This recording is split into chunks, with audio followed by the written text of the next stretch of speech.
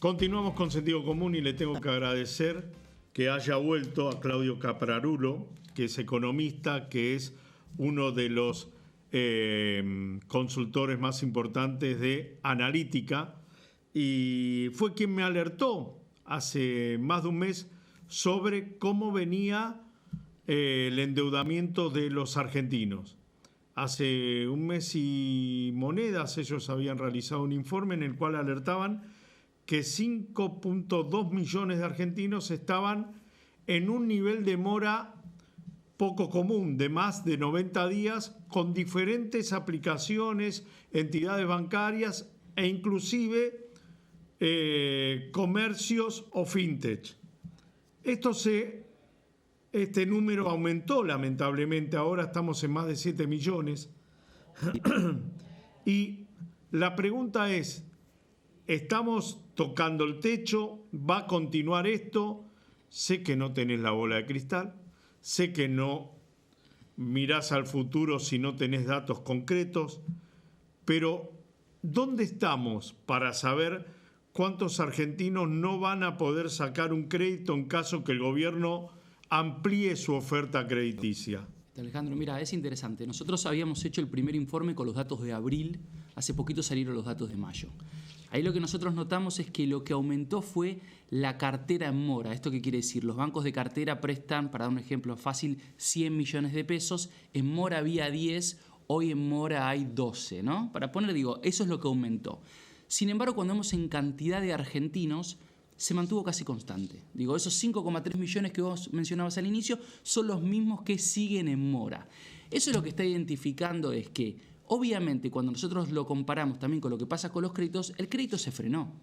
Digo, no hay más argentinos también endeudados porque hace tiempo que los bancos, ante esta mora y ante también tasas de interés que se mantienen elevadas, no están aumentando los créditos. Hacia adelante, ¿qué vemos? Bueno, uno puede analizar de distintas causas por qué los argentinos están con estos niveles de mora, en algunas provincias llegando al 36%, como por ejemplo San Juan, muy distinto a lo que pasa en la ciudad de Buenos Aires, que se mantiene en torno al 16%. Pero principalmente lo que tenemos que tomar en cuenta es que es respuesta de la caída del poder adquisitivo de las familias. La última vez que yo vine comentábamos que hacía 7 meses que caía de forma consecutiva el salario privado registrado, el mejor de la economía. Digo, si esos trabajadores están perdiendo, ni que hablar lo que está pasando en la informalidad, que justamente a partir de ahí también conocimos nuevos datos y vemos que el mercado de trabajo, si bien el desempleo no aumenta, se mantiene la tendencia de que cae el empleo privado registrado y aumenta la informalidad. En abril, el último dato que tenemos de los salarios, hubo una mejora, pero si no se recupera el poder adquisitivo de las familias, la mejora en la mora va a ser relacionada con estos 5,3 millones que ya no pueden entrar al sistema formal y algunos van a empezar por ahí a hacer refinanciaciones. Los bancos públicos están más agresivos en ese sentido, pero no va a haber grandes cambios, ¿no? Lo que tenemos que pensar es, bueno, ¿puede mejorar el poder adquisitivo de la familia para que el crédito vuelva a ser un motor de crecimiento como fue en parte de este gobierno? Y ahí están los signos de pregunta. ¿Y por qué nos endeudamos? ¿Por qué el argentino promedio que sabía que no estamos hablando de créditos hipotecarios, no estamos hablando de créditos para refacción de una vivienda de por lo menos promedio 10 millones de pesos, estamos hablando de créditos para comprar algún artículo, comprar algún electrodoméstico, sacar un crédito porque tenía una deuda atrasada, refinanciarme con la tarjeta de crédito, que es algo que también los bancos proponían? ¿Por qué no llegamos a este nivel de endeudamiento? Nosotros lo que tenemos que tomar siempre en cuenta es que los indicadores hay que analizarlos de forma agregada, ¿no? Pensar no solo en la macro, sino también empezar a compararlos con otras cosas. ¿Por qué? Porque parte de la explicación también de este aumento de la mora estaba dada por decir falta de educación financiera, que es cierto, claramente, gente que mira la cuota en vez de mirar la tasa, y por ahí antes se te licuaba con la inflación y hoy en día decís, che, la cuota la verdad que todos los meses me está pesando más que antes. Pero eso es un problema que lo podemos identificar como más micro de algún sector. El problema macro, como es la pérdida de poder adquisitivo, también se refleja en que la gente en el supermercado empieza a usar más la tarjeta de crédito. Antes usaba más el efectivo u otros medios de pago. ¿Y por qué usa la tarjeta ahí? Porque hace la compra hoy y recién la paga el mes que viene. Entonces, piensa que el mes que viene va a estar un poquito mejor, capaz. Sí, o lo tira para adelante, no tengo que hacer la compra, tengo que darle de comer a mi familia, paso la tarjeta y en 10 días veré qué hago, en 20 días veré qué hago, ¿no? Entonces, si nosotros tenemos un combo de que se sigue empeorando el mercado de trabajo, digo, los salarios son los puestos de trabajo son más precarios, al mismo tiempo hay caída de los salarios, bueno, la consecuencia es clara, la gente se está endeudando mayoritariamente para tratar de sostener un nivel de vida que le cuesta, porque entre otras cosas lo que tenemos que considerar y poner arriba de la mesa es que más allá de lo que pasa con los salarios, lo que cambió también fue en qué disponibilidad tenemos nosotros de ingresos para ciertos consumos. ¿Por qué? Porque antes las tarifas estaban muy subsidiadas, estaban pisadas, entonces pagar para muchas familias la tarifa de electricidad, la tarifa de gas, no era un problema. Hoy en día, mismo para los comercios, empieza a tener otro peso. Y ese pago de las tarifas lo que me quita es poder de compra para otros bienes y servicios de la economía. La pregunta es cómo logra el gobierno congeniar una macro que desde el punto de vista fiscal es más sostenible, al menos respecto a las tarifas, con tratar de traccionar el consumo de las familias. Claudio, ¿cómo se enlaza esto que estamos hablando con récord en las reservas medidas de cualquier manera, muchas de ellas reservas producto de lo que yo tengo depositado en el banco? ¿Cómo se compadece esto con la baja del riesgo país? ¿Cómo se compadece esto con exportaciones récords? ¿Cómo se compadece esto con lo que el gobierno todos los días agita, que es el crecimiento del PBI? ¿Hay un lugar donde hay un cráter? ¿Qué es lo que sucede para que todavía nosotros no la veamos? Bueno, porque la economía crece, pero principalmente traccionada por sectores que no demandan tanta mano de obra, ¿no? O sea, es muy bueno que las exportaciones crecen fuerte las exportaciones de hidrocarburos, no solo por los resultados que da Vaca Muerta, sino también en los últimos meses porque a partir de la guerra en Medio Oriente aumentó mucho el precio del petróleo. Crecen las exportaciones de minería, entonces eso genera también en el nivel agregado que veamos una economía que crece, y eso es así. Al mismo tiempo, hay algo que ayuda a esa recomposición de reservas del Banco Central. Y es que como la industria y el consumo están golpeados, importamos menos. Entonces necesitamos menos dólares para comprarle al resto del mundo y al mismo tiempo estamos incorporando más dólares porque aumentan nuestras exportaciones. Eso lo que permite es que haya una mayor oferta de dólares y vemos que las reservas, también hay otros motivos, están creciendo.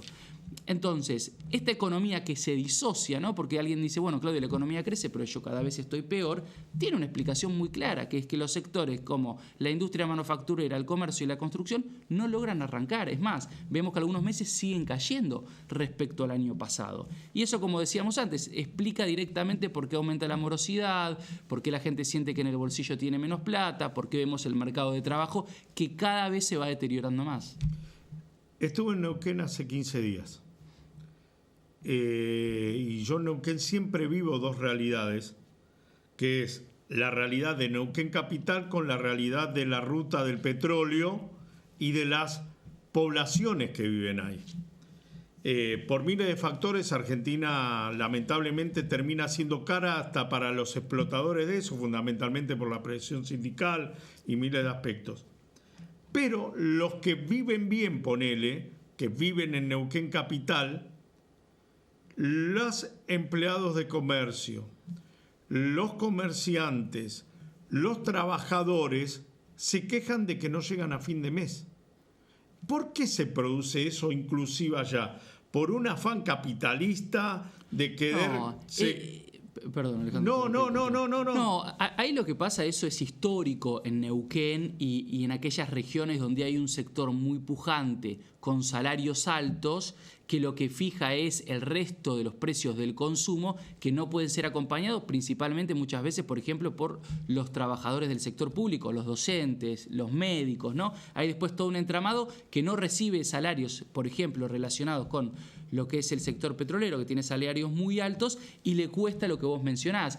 Eso es un problema al cual es difícil encontrarle una solución. De todas formas, si nosotros analizamos la media de los salarios, mismo de un docente, de un médico, en la Patagonia es mucho más alta que lo que puede ser en la Ciudad de Buenos Aires, en La Pampa o ni hablar, por ejemplo, en La Rioja. Entonces, eso ya es un problema más estructural y después de pensar políticas, porque ahí lo que debería hacer también el sector público es decir, bueno, yo necesito tener docentes, necesito tener médicos, necesito tener policías, ¿cómo hago para generar las condiciones para que puedan tener una buena calidad de vida? Parte de eso es a través de cobrar impuestos y que esos impuestos te permitan sostener salarios más altos para el sector público. Esta destrucción creativa de la que habla el gobierno nacional, ¿cuándo termina de ser destrucción y cuándo empieza a ser creación? Bueno, el gobierno trata, obviamente y lógicamente como todos los gobiernos, de generar esperanza y generar un sendero hacia adelante que va a ser mejor. Lo ha reconocido mismo el presidente Javier Milei, ¿no? Diciendo, bueno, no estamos en un buen momento en algunos sectores, esto hacia adelante va a mejorar, etc. Tampoco me parece, y seguramente vos también lo recordarás, no es un discurso nuevo en la Argentina, esto ya ha pasado en el pasado, ¿no? Bueno, estamos dando un salto de productividad, los sectores, cuando eso no empieza a funcionar es bueno, tenemos que todavía desregular más, porque desregulando más, ¿no? Fines de los 90, se me viene a la cabeza, y sin embargo eso nunca llega. A mí me parece que el modelo como está planteado hoy de Javier Milei, esto es lo mejor que tiene para dar. Podrá seguir bajando un poco la inflación seguramente, pero en términos de empleo es difícil, porque por ejemplo, vayamos a algo que es muy difícil que alguien esté en desacuerdo. La Argentina tiene un atraso muy fuerte en infraestructura. Hoy en día estamos en inversión histórica mínima en infraestructura de la Argentina. Ese no es solo un problema para nosotros cuando agarramos el auto y tenemos que agarrar una autopista, una ruta, la calle, sino también para las empresas, porque eso aumenta los costos de la logística, aumenta los costos de la comunicación, etcétera. Ahora, el gobierno no le logra encontrar ahí por un lado se lo pasa a las provincias son, las transferencias nacionales a las provincias son de las que más ajustaron, las provincias también se tienen que hacer cargo de la educación, de la salud, de la seguridad y empiezan a tener déficit primario, algo que no tenían en los últimos años cuando vemos el consolidado. Entonces, ahí es cuando uno dice, bueno, ¿y cómo lo va a resolver el gobierno? Hasta ahora no da soluciones, hasta ahora es, bueno, se va a ocupar el sector privado. Pero claramente hacer un bacheo no es rentable para una empresa y salirte a cobrar. Te comento mi propia experiencia. Yo antiguamente iba a Anielo o a la región de Vaca Muerta en auto. Disfrutaba el camino. Llevaba a mis hijos o llevaba personas con las cuales trabajaba y nos íbamos. Y parábamos en los pueblos, ¿sí? Parabas en Santa Rosa, parabas en 25 de Mayo... o Corolla, Carolla, no me acuerdo cómo se llamaba. Ahí, Ruta del Desierto, llegabas o a Cinco Saltos o parabas. Hoy me voy en avión. Con lo cual, esas paradas que hacía ya no... ¿Por qué me voy en avión? Porque no puedo transitar. Porque no puedo transitar ese triángulo entre... La Pampa, Río Negro, que se conforman al final de la Ruta del Desierto, es intransitable.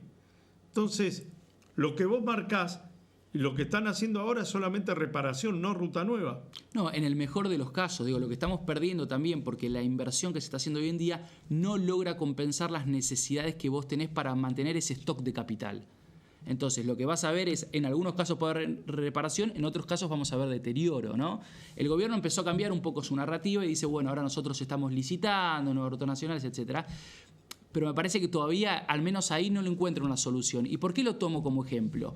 Porque de vuelta, si el gobierno no modifica algunas políticas, en términos de infraestructura, esto es lo mejor que tiene para dar. Entonces, eso que vos hablabas y mencionabas, bueno, destrucción creativa o destrucción no creativa, bueno... Me parece que hacia adelante todavía hay muchos signos de preguntas de cómo el modelo que plantea el gobierno, que en algunas cosas le da buenos resultados, en otros todavía no logra generar ni siquiera las expectativas de que hacia adelante va a ser mejor. Claudio, gracias por tu tiempo. Un gusto, como siempre. Lo tenemos enganchado a Antonio Sola. Le pido por favor un minuto de su paciencia, que ya es mucha. Vamos a un breve corte y empezamos una de las entrevistas que más quiero hacer desde hace mucho tiempo.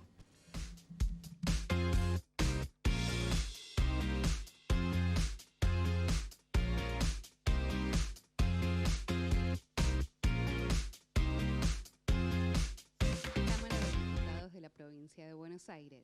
Seguinos en nuestras redes sociales y entérate de nuestras actividades.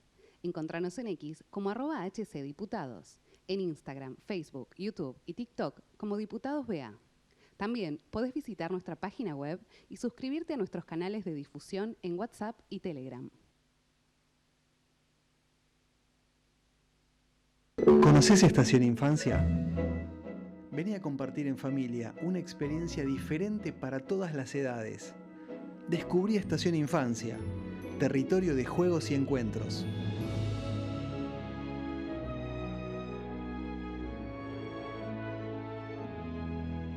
Reserva tu pasaje gratuito en sanmartin.gov.ar.